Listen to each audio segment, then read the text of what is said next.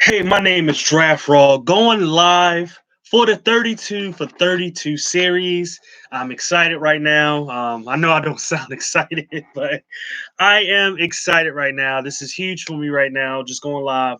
Um, I've done some lives in the past or whatever, but I haven't been able to actually go live multiple times because of the new YouTube rules.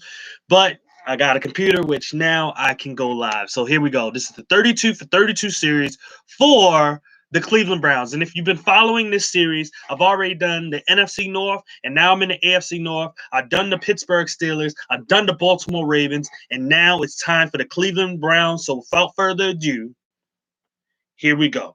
With the very first pick, the Cleveland Browns selected Jedrick Wills. Jedrick Wills is probably the best tackle in this draft after Andrew Thomas. And actually, if it wasn't for Jedrick Wills only playing right tackle, Jedrick, to me, on my board, would be the number one guy. Now, a lot of people actually do have Jedrick as the number one tackle. So I don't fault anybody for that. I just know that for me, because he didn't play left tackle in college, and it's not saying that he can't play left tackle, because I think he can play the position. But because he didn't play it in college, I have to give a little bit of a nod to Andrew Thomas. But Jedrick Wills was probably the best pure lineman in this draft. It wasn't a lot of cons about him. There was just a lot of pros. He's smooth, he's athletic, he's strong, and he was a great right tackle. So there's a lot of things that are there for a guy like him to say that, okay, this guy right here is probably could be up there as one of the best players in this draft. So I think the Cleveland Browns did a good job in just waiting and sitting and watching what was going to happen. He just fell right to him because other teams and their needs weren't for that position. So this was huge for him. They could have easily gone Mekhi Becton, and I still would have gave him a big grade because I actually like Mekhi Becton as well. If they would have went Tristan Wirfs, I would have just, no, heck no. They made a mistake. That's why I just – but Jedrick Wills was an amazing pick for him, and he's going to be a stalwart for that Cleveland Brown offense. Now, with the second pick in this draft, the Cleveland Browns, with their second pick, chose LSU safety Grant Delpit. Now, Grant Delpit misses tackles, like, a lot. He misses a lot of tackles. He should probably just be a free safety, not switch to the strong safety position, because what I saw from him was he had really, really good range. When I think in a championship game, he played free safety a lot. It was either the playoff game before that or it was the championship game. He played a lot of free safety, and he showed off really, really good range. He actually, even in the strong safety position, he shows a lot of great instincts. The problem is that those instincts are not suited for him to play strong safety because his tackling is so bad. At a free safety position, this guy could be an all-pro type of guy, but he needs to play in a position that it's catered to his actual skill set. And I don't think LSU did a good job in the way that they kind of raised him up. But I think they had him playing out of position because he was so instinctual. And maybe they thought that he would be a better player around the box and using those instincts and those cover skills.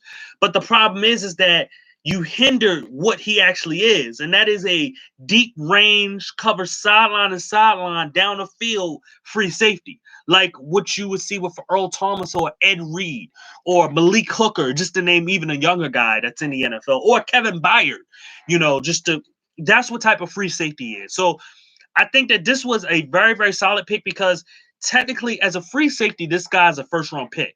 As a strong safety, he's probably a second-round pick. But if they play him at the right position, you got another first-rounder in Grant Delpit. With their third pick, the Cleveland Browns decided to choose Jordan Elliott from Missouri. His play versus South Carolina wasn't good until the fourth quarter. It was something that I noticed about that. That's kind of big, though, that he didn't really show up for one of his games until the fourth quarter. I mean, that's money time, but you kind of look at, so why are you not dominating for the whole game? You're dominating when guys may be tired. So I don't know. He can play nose tackle or five technique. He gets stonewall a lot, and that's another thing that during South Carolina game, he got stonewall like crazy a bunch. He's quick, but he's got quick, but he's got inconsistent hands. A lot of times when it comes to those hand fighting, whether swim move, rip move, whatever hand fighting it is, he's got quick hands, but it's very, very inconsistent to a point where he gets stonewalled. I mean, it's like he tries to push the pocket, or he tries to kind of get hand fighting to get to the quarterback, and it just doesn't work. I think there's so much potential with him, but he needs a lot of coaching up before he actually becomes something. And I don't think he's going to make a huge contribution to the Cleveland Browns until probably his second year.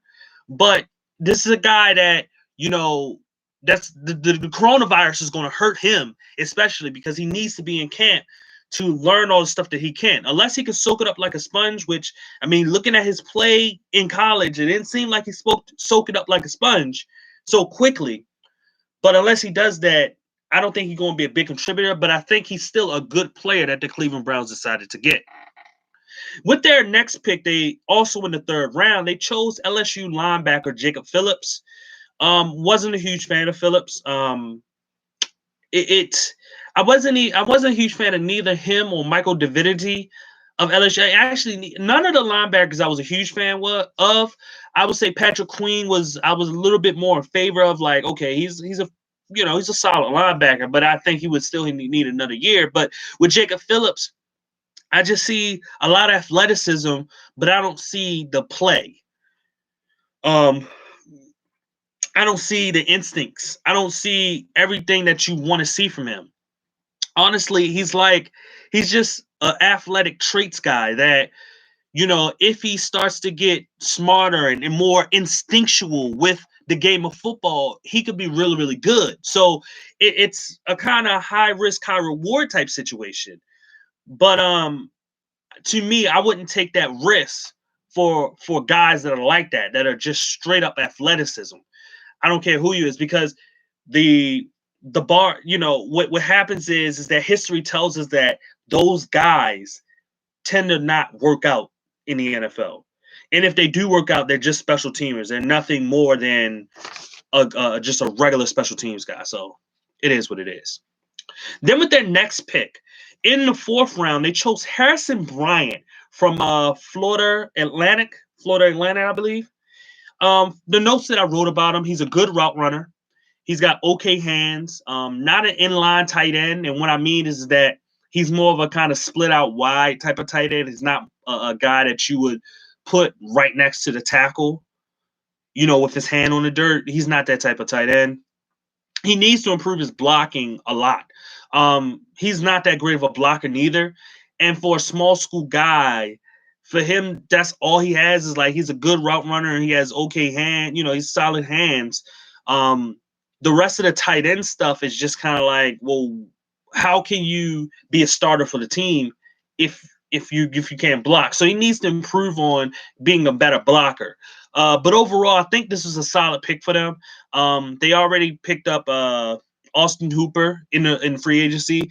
They also got David Njoku, who they still have. I was never a big fan of David. But they have some guys at the tight end position that you can say that they do like, and they feel as though can do things, especially for this season coming up for the 2020 season. But Harrison Bryant seems like the guy that, David Njoku seems like he's probably not going to work out. So this is probably his replacement for the years to come. Next, they decided to choose one of my favorite players in this draft, and that was center Nick Harris from Washington.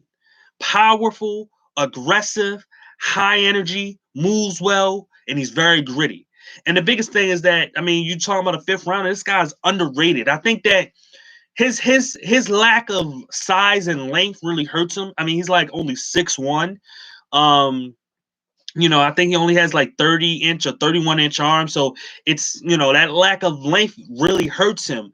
But he shows so much aggressiveness and he shows so much, high energy and just the power that he brings. It's one of those situations where I feel as though this guy can be a future starter at the center position for the Cleveland Browns team.